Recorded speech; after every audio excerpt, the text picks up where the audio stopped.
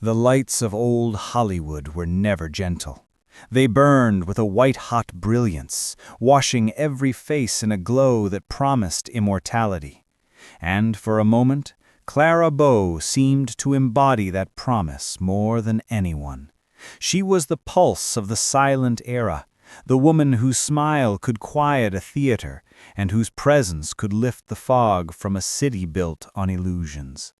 To millions, she was simply the it girl, the living symbol of desire, youth, and the feverish optimism of the roaring 20s. But fame, like glass, fractures easily. Behind the velvet curtains of Paramount Studios, in a narrow dressing room lit by a single crimson bulb, stood an antique mirror whose surface was older than the studio itself. Its frame was chipped, its edges worn smooth by hands long forgotten, and yet those who worked the night shift insisted that the mirror felt strangely alive, as though it was quietly listening to the hum of the cameras outside. Clara Bow spent hours before that mirror, preparing for roles that would define an era. But soon, whispers began to spread through the corridors. They said that sometimes, when she turned away, her reflection stayed still for a fraction longer than it should. They said her eyes in the glass seemed older, tired in a way the real Clara never looked.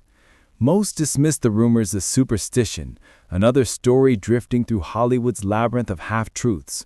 But deep inside the studio archives, a single note survived from a makeup assistant who never returned for her shift the next day. It read only, "She talks to the mirror, and the mirror talks back." A truth hidden, a reflection cursed, and a star slowly pulled toward a shadow older than Hollywood itself. Long before Hollywood placed its crown upon her head, Clara Bow lived in a world far removed from the glow of studio lights. She was born in 1905 in the blistering heat of Brooklyn's waterfront tenements, a place where the sound of laughter was often drowned by the clatter of factories and the groaning timbers of overcrowded buildings. In these narrow alleys and cramped rooms, dreams tended to wilt quickly, yet somehow, a child with fiery hair and eyes that held more hope than caution began to imagine a life far from the city's gray horizon. Her home was a single room in a decaying tenement, its walls thin enough for voices to seep through like drafts. Clara grew up surrounded not by the romance of cinema, still in its infancy, but by the brittle silence that follows arguments, the kind born from exhaustion and a future shrinking by the year. Her father drifted from job to job, leaving behind a trail of broken promises. Her mother, Florence, lived under the heavy shadow of mental illness, a shadow that demanded vigilance from everyone around her. The room held few possessions, but one object stood out, a small mirror nailed crookedly above a wooden washstand. Its glass was fogged at the edges, warped by years of humidity and cheap repairs. Clara often stared at it, though not with the vanity one might expect from a girl destined for the silver screen. She watched herself with hesitation, as if unsure whether the reflection would move exactly as she did. At night, she would avert her gaze entirely. The dim lantern flame made her reflection look almost separate, a faint outline that didn't belong to her. When she was still a child, her mother experienced violent episodes, moments when the world seemed to tilt abruptly beneath them. During one such night, Clara hid in the corner near the mirror. She remembered the lantern flickering, and within the trembling light, her reflection appeared distorted, bending ever so slightly along the damaged edges. She did not scream, but something quiet inside her shifted. She learned that mirrors did not always tell the truth, and that silence could be a form of survival. School offered no refuge. Clara was shy, painfully so, often retreating into herself, while other children mocked her threadbare clothes and restless energy. Teachers rarely noticed her, except on the days when her eyes carried a red glow from sleepless nights spent navigating the storm at home. Yet even then, there was a spark in her that refused to die. When she talked about the moving pictures she glimpsed from shop windows, the silent women glowing like apparitions, her voice softened as though speaking to something sacred. Her first brush with ambition came unexpectedly. A neighborhood contest offered the chance to appear in a short film. It was nothing glamorous, just a small audition, but to Clara, it felt like a door cracking open in a dark hallway. She told no one. She simply went, hoping for a miracle, knowing she had little more than determination to offer. When she stood before the judges, she did not recite lines or pose dramatically. She simply looked into the camera, and for the first time, the world seemed to pause for her.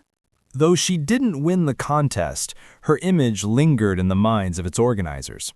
There was something raw in her presence, something unpolished yet magnetic. And they were right. The world would soon see in Clara what Brooklyn never could, a star waiting for the right spark. But as she walked home that night, the streets dim and the air heavy with the scent of coal, she passed a shop window. In the glass, she saw herself again, only for a moment, but the reflection hesitated, lagging half a breath behind her movement. The shopkeeper claimed it was a trick of the flickering street lamp. Clara accepted the explanation outwardly. Internally, she felt the same unease she had known since childhood. Mirrors had followed her all her life, but none had ever followed her back, yet.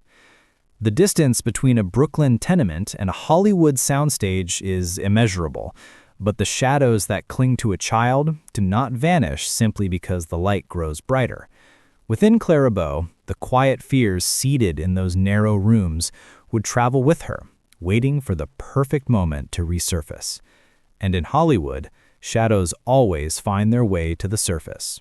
Hollywood did not ease Clara Bow into its embrace. It swallowed her whole. By the early 1920s, the silent era had reached its zenith, and the industry was hungry for new faces, faces that could light up a screen with nothing more than a glance. Clara arrived like a spark dropped into gasoline. She won a beauty contest that promised a small role, a gesture most believed symbolic rather than sincere. But when the camera turned toward her, something unexpected happened. Her presence poured through the lens with a force that bypassed logic. Casting directors couldn't quite explain it. They only said she moved like she was made of sunlight and danger. Her rise was immediate. By 1927, she had become the defining symbol of the decade. Films like It, Wings, and Man Trap transformed her from a promising ingenue into the face of an era. Newspapers named her the It Girl with a fervor bordering on worship. Audiences packed theaters to watch her smile, cry, or simply exist. In a city built on illusions, Clara Bow was the rare truth, raw, unpolished, uncontrollable. But the studios did not want truth. They wanted perfection. Paramount assigned her a dressing room deep inside the maze of Stage 2, a narrow space lined with lights that buzzed like anxious insects. At its center stood an antique mirror framed in tarnished silver leaf. No one knew exactly where it had come from. Some claimed it had been shipped with old props from New York theater companies. Others whispered that it predated the studio itself, salvaged from a fire that destroyed an independent lot years before. Its surface bore faint ripples, as though the glass had been disturbed by heat or age, yet it reflected with unnerving clarity. Clara quickly grew accustomed to the room, its crimson backstage bulb, its scent of powder and metal. She often prepared alone, preferring silence to the studio chatter. Those who passed by at night said they could hear her murmuring lines, but every so often a second voice seemed to echo faintly, a whisper that did not match her tone or rhythm. Assistants brushed it off as sound traveling strangely through the old walls. Still, a pattern formed. Stylists noticed that Clara spent more time than necessary before the mirror, her eyes fixed not on her makeup, but on her reflection's expression. During one shoot, a cameraman claimed he saw her touch her cheek tentatively, as if testing whether the face in the glass would follow. And one evening, as a lighting technician adjusted a stand behind her, he froze.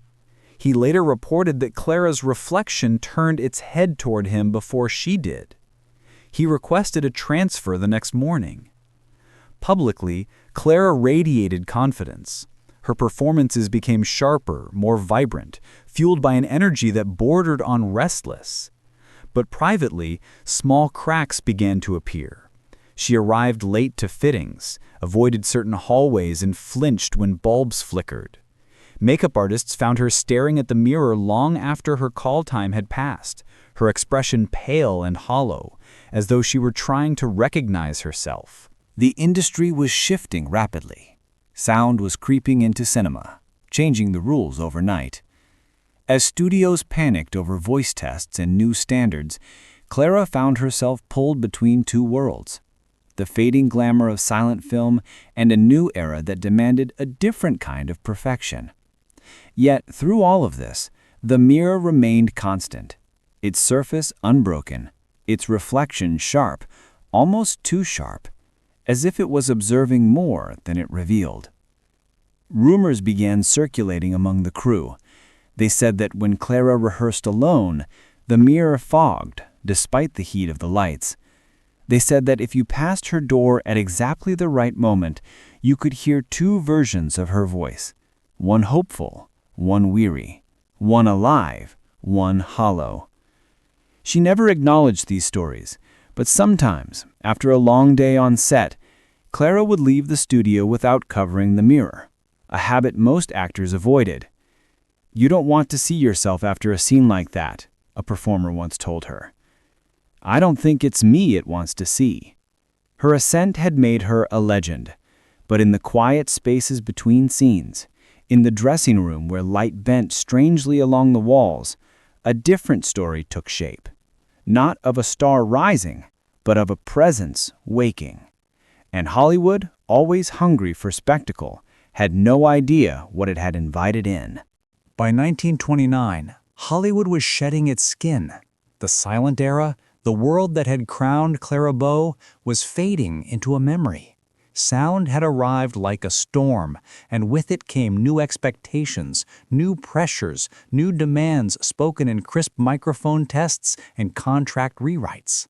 Clara was still young, still luminous, but the ground beneath her was shifting, and every studio executive knew it.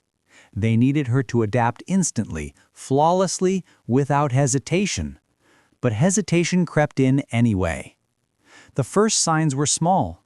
Clara began missing cues during rehearsals, pausing mid-scene as though listening to something just outside the range of normal hearing. Microphone tests had to be repeated, not because her voice failed, but because she seemed distracted, her eyes drifting toward an unseen point, as if responding to a second conversation. Technicians noted her unease around certain sets, especially those with reflective surfaces. She demanded that mirrors be removed from sound stages, claiming they caused interference. No one questioned her directly. The industry rarely challenged a star in public. But privately, whispers spread faster than cigarette smoke. Studio memos from that period described Clara as restless, overextended, and emotionally fatigued. The official language was clinical, cautious, but those who worked closest to her used different words. They said she looked haunted. They said she entered the dressing room apprehensively, as if expecting to find someone already waiting inside. They said the antique mirror on stage 2 had begun to distort light in ways that couldn't be explained by faulty wiring. One night, a wardrobe assistant found Clara standing motionless before the mirror long after filming had ended. The red backstage bulb flickered, casting fractured shadows that trembled across the walls. Clara's reflection appeared blurred at the edges, as though submerged underwater. But her body, her real body, stood perfectly still. When the assistant gently touched her shoulder, Clara didn't startle. She simply whispered, "She's tired. She wants to rest," without clarifying who she meant. The assistant resigned the next day. Public crises soon followed. A fabricated scandal, engineered by tabloids hungry for blood, targeted Clara's personal life, twisting private struggles into lurid headlines. The pressure mounted until even the studio couldn't disguise the strain. Interviews were canceled, schedules were rearranged. Paramount issued statements about overwork, exhaustion, and the intense pace of modern filmmaking. But among the crew, the conversation drifted elsewhere. A cinematographer claimed he saw Clara's reflection continue moving after she lowered her head in despair. A sound operator working late heard a faint tapping behind the mirror, rhythmic and deliberate, like fingernails drumming glass. A janitor swore that on one of his rounds, the mirror's surface appeared fogged from the inside. None of these accounts made it into official records. Hollywood understood the value of silence. Anything that endangered a star's image was buried beneath layers of contracts, threats, and forgotten files. During the filming of one of Clara's final projects, her distress reached a point that even the studio couldn't ignore. She arrived visibly shaken, refusing to enter the dressing room alone. When asked what frightened her, she said only, "She's following me now." The director, believing she meant a reporter or a jealous rival, assured her the set was secure. Clara shook her head. "Not here," she whispered, "in the glass." The climax came quietly, without spectacle, without headlines. One evening, after a grueling day on set, Clara was found sitting on the dressing room floor, her back against the mirrored vanity. The red bulb overhead had burned out, leaving the room dim. She wasn't crying, she wasn't speaking. She simply stared at the opposite wall, her eyes hollow, her breathing shallow. When asked what had happened, she said the mirror had shown her something she wasn't meant to see. She never explained what that was. Within weeks, Clara withdrew from Hollywood altogether. Official statements blamed exhaustion and health concerns. Unofficially, those who had seen her during those final days believed something else entirely. That the woman who walked away from the studio was not the same Clara Bow they had known. Behind her, in that narrow dressing room, the mirror remained, untouched, unmoved, waiting. Decades later, when the studio archives of early Hollywood were quietly digitized before the demolition of several old stages, a box surfaced that had not been logged in any inventory. Its cardboard was brittle, its label smudged, its contents sealed beneath layers of dust. The archivist who found it noted only one detail before forwarding it to the records department. The box had been stored behind a false wall, as though intentionally hidden. Inside, among rusted makeup tins and fragments of costume fabric, lay a file marked Stage 2, Incident Reports, 1917 to 1921. This was years before Clara Bow ever stepped into Hollywood. The reports inside described a young silent film actress named Evelyn Avery, a performer whose promise never had the chance to bloom. She had been hired for a series of short melodramas produced on a now-defunct lot absorbed by Paramount in the early 1920s. Her career ended abruptly when a fire consumed the building where her final scenes were being filmed. Witnesses described smoke filling the main dressing room in seconds, trapping Evelyn before anyone could reach her. The cause of the fire was never established. Her body was never recovered. The only object saved from her dressing room was an antique mirror. Its frame, the report said, had shielded it from the worst of the heat. Its surface remained intact despite the flames. Studio executives, scrambling to salvage what little they could, ordered the mirror transferred to the new Paramount stages. No one questioned the decision. Film reels burned. Mirrors did not. A brief note followed, handwritten in a trembling script. She practiced alone, said she saw her best performances in the glass before she ever gave them on camera. The reports ended abruptly after that. No official explanation, no follow-up. But attached at the bottom of the file was a faded photograph of Evelyn Avery standing before the mirror, her expression unreadable. Her features bore a faint resemblance to Clara, not in detail, but in presence, a kind of restless energy caught between innocence and ambition. Cross-referencing old floor plans revealed something stranger still. Evelyn's dressing room had occupied the same corner where Clara Bow's would later be placed, down to the exact square footage. The walls had been rebuilt, repainted, reimagined, but the foundation remained identical. As archivists examined the mirror's documented path through the years, another detail emerged.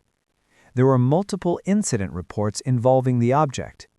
Crew members complaining of unease, electricians refusing to work near it, stylists requesting its removal. Each report stopped short of explanation, as if something had been left deliberately unwritten. One of the most chilling documents wasn't a report at all, but a personal journal entry from a makeup artist who worked briefly with Clara. Dated February 1930, it read, "There is a woman in the glass, but she does not belong to this world. Clara says she feels her watching. I fear the mirror is waiting for someone to break." This entry never appeared in any official archive. It survived only because it was tucked into the back of the box, hidden between studio contracts. The signature was smudged beyond recognition. A final note in the file, typed in crisp studio language, confirmed what few had suspected. Mirror to be removed from stage 2. No further use. Store off-site until further notice. But the location of that off-site storage was never recorded. After 1931, the mirror's trail went cold. No document referenced it again. It did not appear in prop inventories, salvage lists, or auction ledgers. It simply vanished. Some historians argue that the mirror was discarded during renovations. Others insist it was stolen, taken by a collector obsessed with early Hollywood relics. But those who have studied the fragmentary reports, the lost documents, and the strange coincidences surrounding Evelyn Avery and Clara Bow believe something different. They believe the mirror moved on its own path, as if choosing where and whom it would follow. And then there is one last file. During a routine digital cataloging session in the 1990s, an archivist stumbled upon a short reel mislabeled as Test Footage 1929.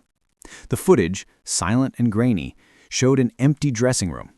The lighting bulb swung gently, with no draft visible. For a moment, nothing happened. Then, in the corner of the frame, the mirror flickered, its surface bending as if someone had pressed a hand against it from the inside. No one could explain the distortion. The footage abruptly ended. The archivist who reviewed it added a single sentence to the report. "I don't think the room was empty."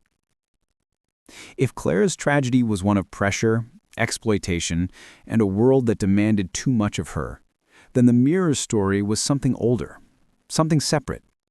A thread woven through Hollywood's earliest days, waiting for the right face, the right light, the right moment to be seen again. And Clara Bow, luminous and vulnerable, had stepped into its reflection without knowing the history staring back at her. The decades softened Clara Bow's legend, but never erased it. Long after she withdrew from the world that once worshipped her, audiences continued to watch her shimmer across silent frames, alive, fearless, untouched by the storms she endured beyond the screen. To them, she remained eternal. But those who walked the abandoned corridors of old Paramount stages knew that immortality always carries a shadow. In the dim glow of archival projectors, her performances still pulse with the same wild honesty that captivated millions. Yet beneath the glow, a quieter truth lingers. Hollywood's brilliance often hides its oldest ghosts. The mirror that once stood behind Clara never resurfaced in any collection, any auction, any museum. It simply slipped out of the record, the way reflection disappears when the lights go out. Some say it shattered, others claim it was taken. But there are those who whisper that objects like that do not break and do not stop, they only wait. They insist that somewhere, in a forgotten warehouse or an abandoned stage covered in dust, a silver frame rests beneath the cloth, its surface dark, its silence heavy. And if one were to lift that cloth, they might not see nothing at all. Or they might see a face watching from the other side, one that has been waiting since the days when cameras were hand-cranked and stars learned too late that fame can follow you, even into your own reflection. In Hollywood, every smile has an echo. And sometimes, that echo never stops following you.